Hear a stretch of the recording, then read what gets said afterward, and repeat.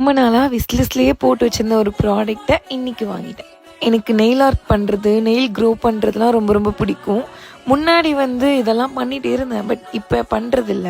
எப்போல்லாம் இந்த ப்ரெஸ்ஸா நெயில்ஸை நான் நெட்டில் பார்க்குறேனோ அப்போ எல்லாமே நான் விஸ்லிஸ்ட் போட்டு வச்சுருப்பேன்.